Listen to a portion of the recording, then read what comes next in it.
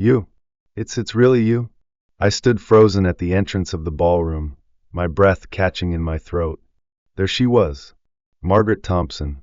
Of course, she wasn't the 17-year-old girl in a polka-dot dress anymore, sneaking notes to me behind the school library. No, we were old now. Time had dusted silver in her once raven black hair, and gentle wrinkles graced the corners of her hazel eyes. But I would have recognized her anywhere. And suddenly, for the first time in decades, I felt 17 again. Earlier that evening, "You need to get out of the house, Walter," Richard said, shoving a tie into my hands. "Come on, it's just a senior dance night. No one's expecting you to break dance." I grumbled, adjusting my suspenders. "Richard, the last time I danced, disco was still in style." He sighed. "Exactly. Time to stretch those ancient bones of yours before they fossilize." Truth be told, I hadn't stepped onto a dance floor since my wife, Linda, passed away 5 years ago. The idea of dancing again, of putting myself out there, it felt strange, almost disrespectful. But Richard, my lifelong best friend, was relentless. "Look," he said, patting my shoulder, "just come for one night. If you don't have fun, I'll personally drive you home and let you complain about it all the way." And so, against my better judgment, I let Richard drag me to the Silver Pines Senior Center. The place was buzzing with laughter, the warm glow of string lights twinkling above. A jazz band played in the background as elderly couples twirled gracefully across the wooden dance floor. Then I saw her. Margaret was sitting at a round table near the back, sipping a glass of water, unaware that my entire world had just tilted. For years, I had told myself that our love story had ended the day we parted ways after high school, that life had taken us in different directions, and that some things were best left in the past. But standing there, staring at the woman who had once been my entire universe, I realized something. Maybe our story had never truly ended. Maybe it was just waiting for the right moment to begin again. I must have stood there like a statue for too long because Richard nudged me, whispering, "Walter, are you going to say hello, or just admire her from across the room like some love-struck teenager?" "Shut up, Richard," I muttered. My feet felt like lead. What if she didn't remember me? What if she did but wished she hadn't? Before I could overthink myself into an early grave, Margaret looked up, and our eyes met. A flicker of recognition passed through her face. Then, ever so slowly, a smile bloomed. "Walter Mitchell," she said, shaking her head in disbelief. "Is that really you?" I swallowed hard and nodded. "Last I checked, yeah." She let out a soft laugh, the sound like a song I had long forgotten, but still somehow knew every word to. "Well," she said, patting the chair beside her, "are you just going to stand there looking all handsome and flustered, or are you going to sit down and talk to me?" Handsome? Now that was new.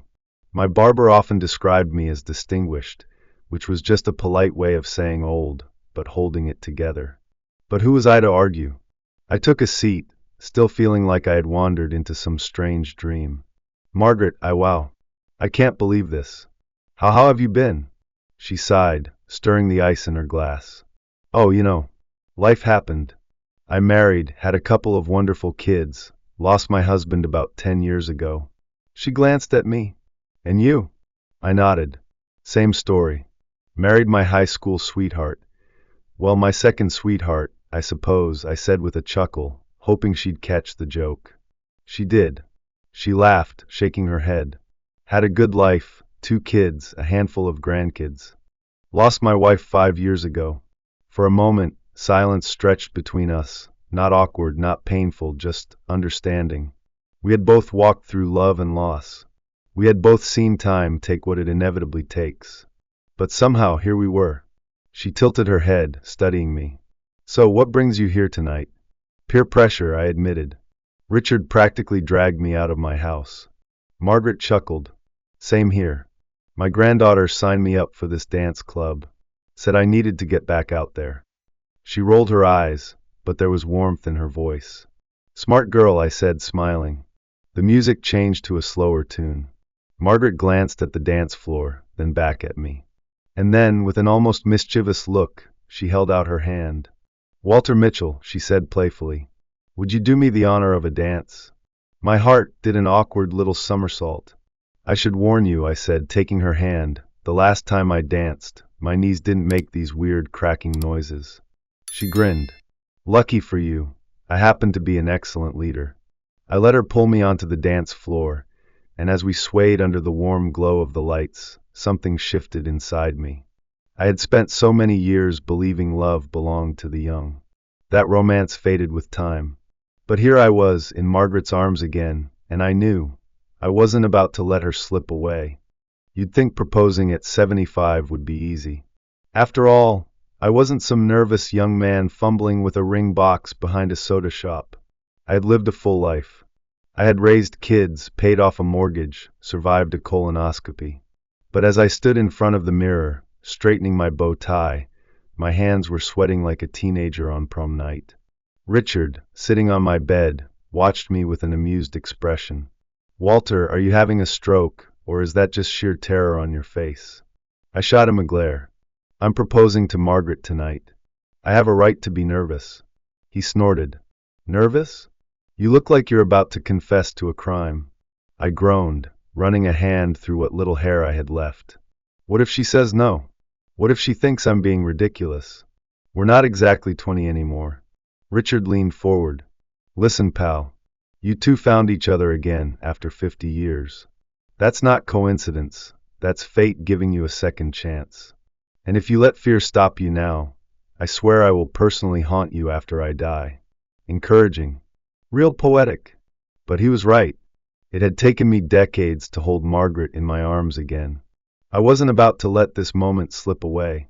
So with my heart hammering like a drum, I grabbed the small velvet box from my nightstand and headed to the Silver Pines Gala, where I planned to make the biggest fool, or the happiest man of my life.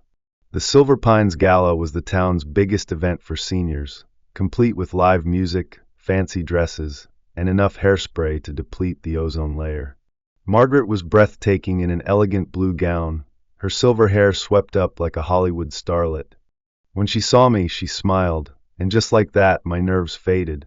Mr. Mitchell, she teased, looping her arm through mine. You clean up well. And you, I said, pressing a kiss to her hand, are stunning. We danced for a while, swaying to a slow, familiar tune. I tried to focus on the music, but my mind was racing. I had a speech prepared, something poetic, heartfelt. But as the moment approached, my memory did what it always does at the worst times. It completely betrayed me. Standing before her, ring in hand, I blanked. Every word, every carefully crafted sentence gone. Vanished. My brain was emptier than a teenager's gas tank. Margaret raised a brow. Walter? You okay? I swallowed. Yes. Just give me a second. A second became 5. 5 became 10. The room was silent. People were staring. And then, the ring slipped from my fingers.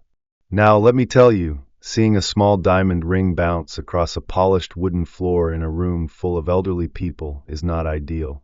Gasps filled the ballroom as the ring disappeared under a table. Man down! Richard shouted. Suddenly, the whole place turned into a rescue mission. One gentleman dropped to his knees, but couldn't get back up. Someone's hearing aid screeched as they bent down too fast.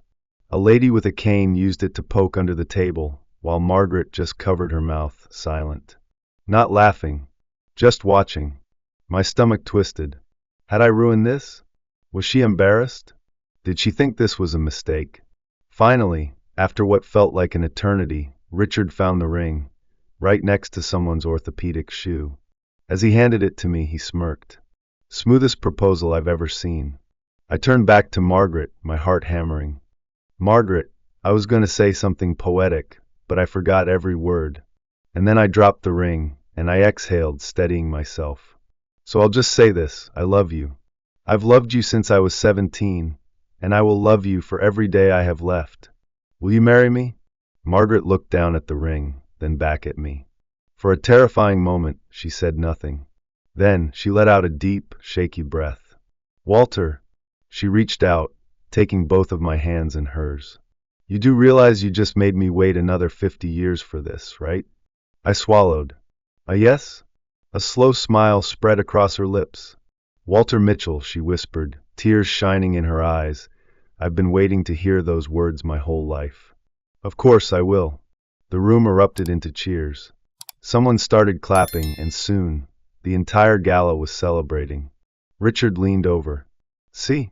Told you she'd say yes. I rolled my eyes. Shut up, Richard. Our wedding was the talk of the town. Margaret and I got married in the same church where we once attended Sunday school as kids. Our children and grandchildren were there, along with friends, neighbors, and what felt like half the senior population of Oregon. Richard was my best man, of course. He gave a speech that included the phrase, "Walter is living proof that even a stubborn old fool can get a happy ending," which got a lot of laughs, especially from Margaret. But before the ceremony, I took a quiet moment alone. I looked up at the small stained glass window, letting the sunlight filter through, warming my face. I thought of Linda. I never thought I'd love again, I whispered, almost as if she could hear me. But somehow life gave me one more chance. I closed my eyes, imagining her smile. "I think you'd want me to take it." And I did. As we stood at the altar, exchanging vows, I realized something. I had spent so many years believing love was something that faded with time, something that belonged to the young. But looking into Margaret's eyes, I knew the truth. Love wasn't about age. It wasn't about timing. It was about the right person. And sometimes, if you're lucky, life gives you a second chance at a first love. That night, as we danced at our wedding reception, I leaned in and whispered, "Worth the wait?" Margaret smiled, resting her head on my shoulder. "Every second, Walter. Every single second." And for the first time in a long time, I knew I was exactly where I was meant to be.